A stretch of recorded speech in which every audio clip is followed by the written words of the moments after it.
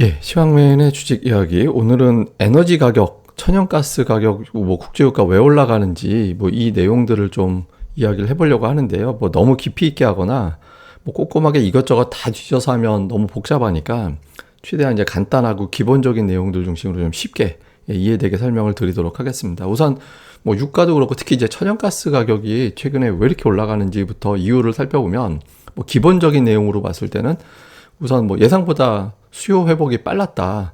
그러니까 이제 코로나 사태 이후에 경기 침체를 걱정을 했었는데 생각했던 것보다 수요가 가파르게 회복되고 있다 보니까 이걸 빠르게 사들여야 되는데 공급은 그렇게 안 되는 거 아닌가? 그렇게 되면 가격이 올라갈 수밖에 없잖아. 이렇게 이제 생각하는 사람들이 있고요. 그 다음에는 친환경 에너지를 개발해야 되잖아요. 그러니까 친환경 개발하고 또 그걸 이제 적용을 해야 되는데 최근에 유럽의 기후라든가 뭐 미국의 기후 뭐 이런 것들이 친환경 에너지들 뭐 풍력이 됐든 아니면은 이제 조력이 됐든 뭐 이제 이런 어떤 에너지 친환경 에너지들을 돌릴 수 있는 기후 환경이 안 된 거예요. 예를 들어서 뭐 태양광 같은 경우 뭐 날이 흐리다든가 이러면 이제 못 돌리게 되는 거잖아요. 그러니까 이제 조력이라든가 이런 거 같은 경우도 파도가 막 치고 그래야 되는데 그게 좀 부족하면 안 되잖아요. 풍력도 바람이 좀 많이 불어야 되는데 그게 잘 안 되는 조건들이 만들어졌고 그러면 풍력만큼 다른 걸 채워야 되니까 그렇다고 이제 탄소 많이 나오는 거 이런 걸 할 수 없으니까 천연가스로 또 채워야 되거든요. 그러니까 그러다 보니까 또 다른 어떤 수요가 증가되는 그런 효과가 좀 있었고 그 다음에 이제 천연가스 가격이 올라간다? 그러면 또 이제 석탄, 이걸 갖다가 이제 어쩔 수 없이 다른 데서 또 채워야 되니까 석탄 가격이 올라가게 되고, 그럼 또 국제유가 올라가고, 이렇게 에너지들이 막 순환하면서 끌고 올라가는 아예 그냥 인플레이션 사이클이 만들어진 상황. 그러니까 이런 것들도 또 이유로 제기가 되고 있고요. 그 다음에 올라갈 때 늘 문제가 되는 게 이제 투기 세력들의 장난.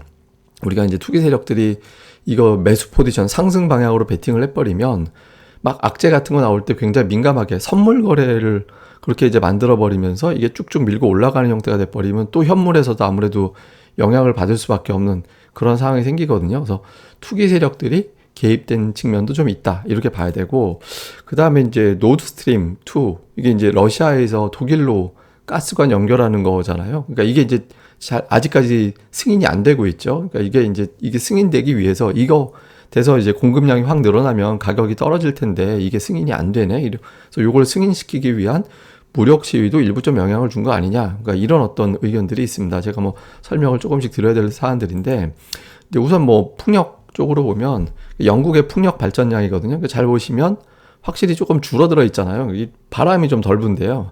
예, 바람이 좀 덜 부는 상황이 생겨가지고 이 영국 같은 경우는 25% 정도를 풍력으로 이제 만들거든요. 전기 이런 거를. 근데 바람이 덜 불면 이걸 뭔가에서 채워야 되는데 지금 만만한 게 이제 천연가스로 전기를 생산하는 게 훨씬 좋잖아요. 지금으로서는. 왜냐하면 이제 뭐 석유를 떼거나 석탄을 떼면은 그것도 탄소 배출 이슈가 있기 때문에 그러니까 천연가스로 그만큼을 채워야 되거든요. 그러니까 수요가 늘어날 수밖에 없어요. 그러니까 이제 수요가 늘어나는데 여기저기서 다 날리니까 갑자기 그 수요를 감당하기 어려워져서 가격이 올라가는 거다. 그러니까 이런 어떤 해석들 이런 것들이 좀 있는 게 많이 최근에 좀 있습니다. 그러니까 여러 가지 이유 중에 하나가 되겠죠. 그리고 이제 또 하나 보면 좀 특이한 게 뭐냐면 제가 정치적인 변수 뭐 이렇게 이제 물음표를 해놓은 게 유럽 가격 상승이 좀 두드러져요. 유럽에서 미국이야 뭐 쉐일이 있으니까 이제 그렇다 치더라도 그러니까 유럽에서 왜 이렇게 가격이 많이 올라가지?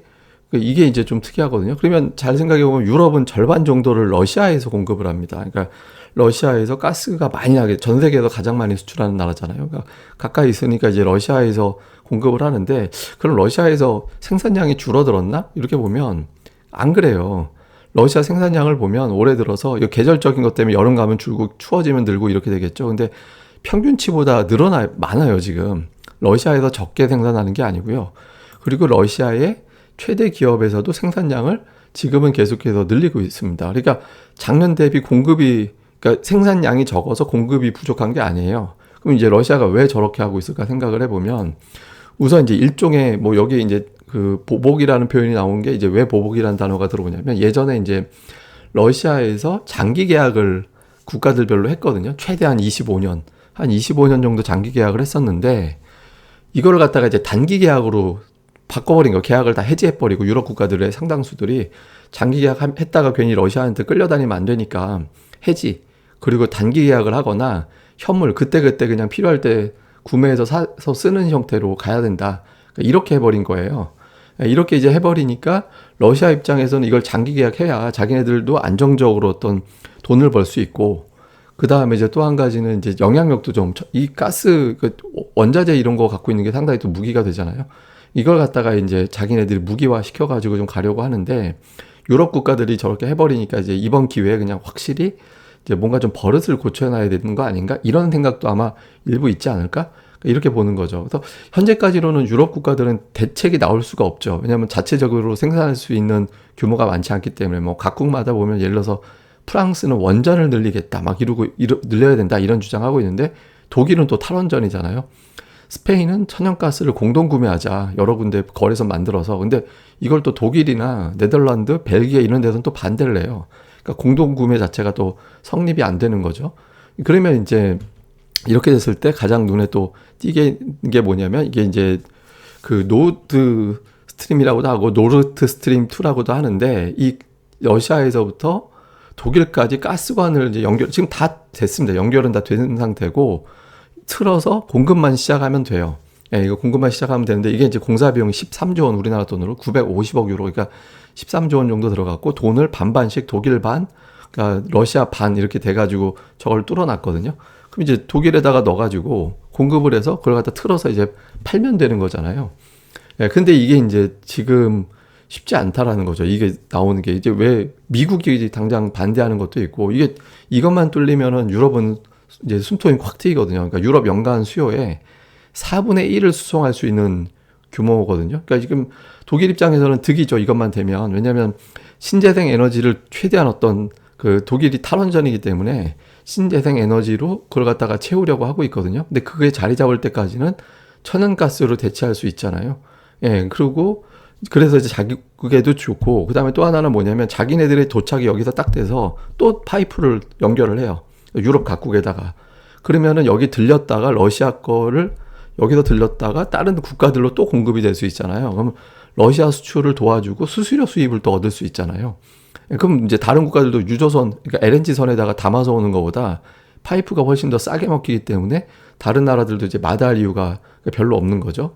그다음에 러시아 입장에서도 당연히 이제 득이 될 수밖에 없는 거고, 그래서 이걸 갖다가 이제 하자. 기존에 이제 원은 우크라이나 지나가야 되는데 이건 또 그런 것도 아니니까 그냥 하자 이건데, 근데 이제 미국 입장에서는 러시아 영향력이 커지는 게 지금 부담이 되고, 다음에 또 이제 미국 셰일 수출도 해야 되는데 그 기회가 또 축소되는 것도 있고, 그다음에 그래서 개통하면 제재하겠다, 뭐 관련된 기업들에 대해서 막 이렇게 미국이 또 압박을 놓고 이러고 있거든요. 그래서 또 유럽 내에서도 이것도 이제 다른 목소리들도 있고, 뭐 깊이 파면 제가 말씀드린 거하고 전혀 다른 어떤 내용들이 또 있긴 한데, 어쨌든 이게 또 좀 꼬여 있습니다. 그래서 이게 이제 러시아 입장에서는 이거 그냥 쓰자. 이제 이왕 공사 끝냈으니 거의 이제 마무리됐으니 이거를 가자. 그러니까 러시아 입장에서는 이제 저거를 개통하기 위해서 이제 뭐 최근에 이제 뭐 푸틴이 공급 많이 늘릴 거야 그렇게 얘기하고 있습니다만은, 아마 저것도 좀 이제 의도가 좀 있는 거 아닌가. 그러니까 지금 단지 수요와 그 아까 말씀드렸던 긴급한 어떤 수요 증가라든가 뭐 이런 부분들, 이런 것들이 영향이 있겠지만, 이런 정치적인 변수 같은 경우도 같이 엮여버린 상태라서 좀 복잡하죠. 근데 한편으로 보면 저런 이슈가 또 해결이 되면 또 갑자기 이제 가격이 또 떨어질 수도 있는 거라서, 지금은 이제 수요라는 기본적인 우리가 알고 있는 어떤 기본적인 변수 이외에 이런 어떤 또 다른 숨은 변수들이 더해져서 가스 가격이 계속 올라가고 있는, 또 춤을 추고 있는 그런 상황이다, 이렇게 보시면 될 것 같습니다. 그 다음에 우리가 뭐 그럼 주식시장 어떻게 될 거냐라는 게 관심이 가잖아요. 우리가 뭐 금리 이제 추이가 주식시장하고 되게 비슷하게 간다. 왜냐하면 금리가 올라가면 경기가 좋아서 올라가는 거니까 주식시장 올라간다. 제가 이렇게 말씀드렸잖아요. 원자재도 사실은 그렇거든요. 그러니까 국제유가하고 코스피하고 보면 방향이 거의 비슷하잖아요. 방향 올라갈 때 아예 똑같다까지는 아니지만 대체로 보면 방향성을 거의 비슷하게 가는 그런 특성이 있거든요. 그래서 이게 이제 조금 이제 뭐 올라가면 안 빠지겠지라고 생각할 수 있겠지만, 우리가 안 그랬던 사례가 있잖아요. 예전에 이제 에너지 쇼크 때, 그 원유 쇼크 때, 석유 파동 막 그때 나고 막 그랬을 때, 예를 들면 이게 이제 1차 오일 쇼크 때, 이게 이제 미국 증시 움직임이거든요. 대폭락이 나왔죠. 예, 그러니까 폭락이 나오면서 이때 이제 금융시장이 막 경기는 시원찮은데 물가가 갑자기 치솟아 버리니까 문제가 되면서 이제 금융시장이 그때 완전히 초토화됐던 상황이 만들어진 적이 있었거든요. 그래서 이거를 걱정하는 거예요. 그러니까 이제 2차 오일 쇼크 때는 주식시장의 반응이 그렇게 크게 예민하진 않았지만 경기가 어느 정도 뒷받침되지 못하는 상황에서 이게 이제 경기를 완전 침체로 몰아가 버리면 주식시장이 굉장히 타격을 받는 그런 형태가 되거든요. 그러니까 물론 뭐 지금 저렇게 될지는 모르죠. 그때는 지금의 오펙이 문제를 친 게 아니라 오아펙이라는 게 있습니다. 그래서 그 아에서 A가 아랍을 얘기하는 거거든요. 그러니까 오펙은 이제 아랍 국가 이외에 다른 나라들이 또 돼 있잖아요. 뭐 남미를 비롯해서 몇몇 국가들이. 근데 오아펙은 A에 아랍 국가들만 들어가 있어서 그때 이제 무기화 시킨다 이렇게 되면서 막 석유 파동 일으키고 막 그랬을 때가 있죠. 근데 어쨌든 이 에너지 쇼크가 금융시장을 굉장히 초토화시켰던 과거의 사례가 있긴 있었거든요. 그래서 혹시 이게 물론 이제 이때같이 폭락하거나 그러지는 않겠죠. 왜냐하면 지금 시가총액 상위 종목들이 대부분 다 IT 기업들이라서 그 에너지 쇼크에 대해서 어느 정도 좀 방어가 되는 측면도 없진 않거든요. 근데 어쨌든 경기가 나빠진다라는 거는 주식시장에 도움이 될 리가 없으니까 수요가 증가돼서 원유 가격이 자연스럽게 올라가는 게 아니라 이상급등을 해서 이게 경기에 쇼크를 주고 그러니까 이것 때문에 오히려 생산이 축소가 되고 막 공장도 못 돌아가고 이런 상황이 생기면 골치 아파서 이거를 지금 걱정하는 그런 상황이 되는 거죠. 근데 이제 우리가 이제 조금 과거 사례를 보면 이게 천연가스 급등했을 때 몇 번의 사례를 제가 이제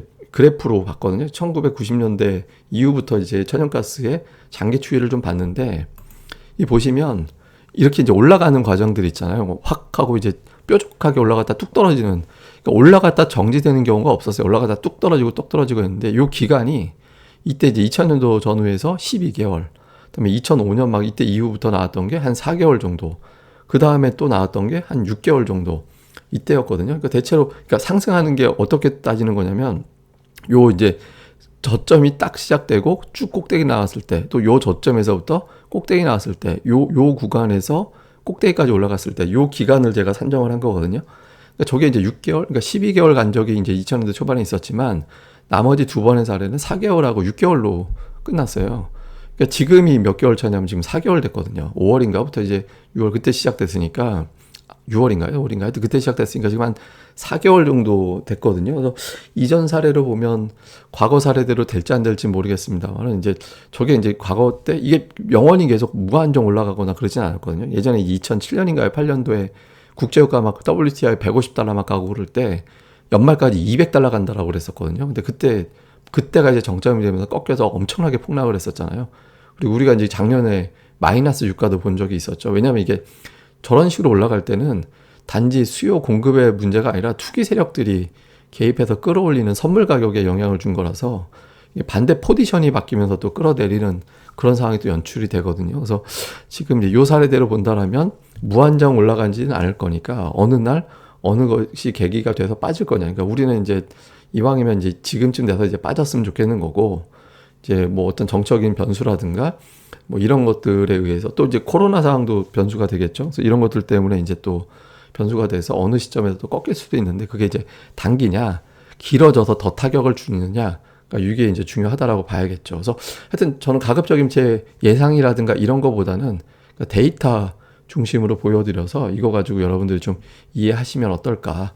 예, 그런 취지로 이제 설명을 드렸습니다. 그래서 뭐 이게 원래 제가 방송을 3가지 버전으로 생각을 했다가 한 30분으로 깊이 있게 한번 하려다가 그러면 지루해서 못 보겠다 싶어가지고 그냥 최근에 이제 알고 계시거나 뉴스에서 보시거나 뭐 보고서를 통해서 보셨던 내용들 중심으로 제가 서치해서 간단하게 정리를 해봤습니다.